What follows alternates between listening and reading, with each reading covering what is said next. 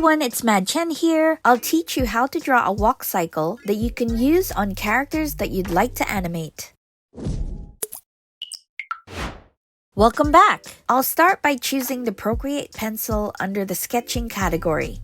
Then I'll choose black from the color wheel. I'll draw a body and head for our base reference. Then I'll use the transform tool to resize it so that we can make space for drawing the legs. Once happy with the position, I'll go ahead and make duplicates of our base layer. For now, I'll toggle off layer 3 on top as well as the original base layer at the bottom. Then tap on layer 2 so we can work on that. For frame 1, I'll start by drawing the front leg straight with the heel of the foot touching the ground. Then the back leg slightly bent like so. Make sure the back leg's toes are touching the ground, as if the foot were about to push off the ground. And to distinguish between both legs, I will color the back leg. And here is the first walk cycle frame. For frame number 2, I'll tap on and toggle on the third layer. I'll draw frame number 2 in green to make it easy to tell the difference between frames. Here's a Procreate tip. If you'd like, you can tap on N here so you can lower the opacity of the previous frame to use as a guide to draw your next layer. We also need to move the head and the body slightly lower than the original position. You'll see why in a minute as we draw the legs. This time, the front leg is slightly bent with the foot firmly placed on the ground.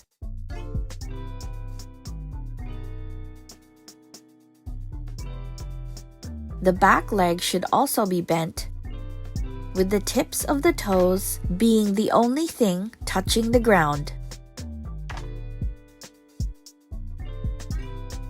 I'll color the back leg green.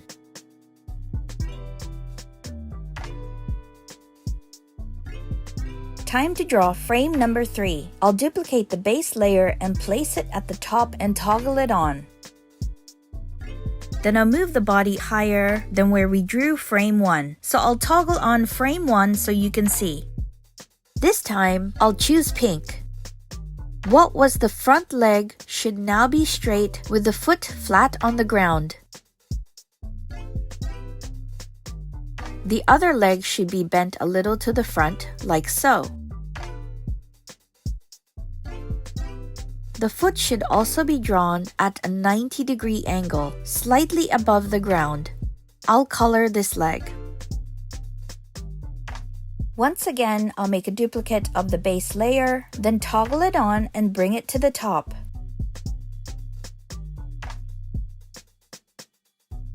I'll place it between frame 1 and frame 3.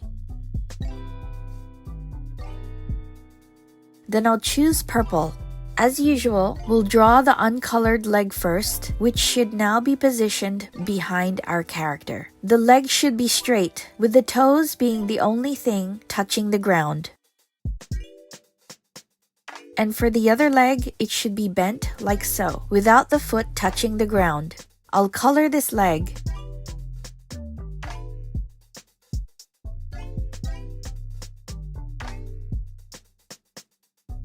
Here's an animator's tip. Having all of the layers on at the same time can give the artist an idea of how well drawn each frame is. For example, the foot for each frame shows the ground is always at the same level as indicated by the red line.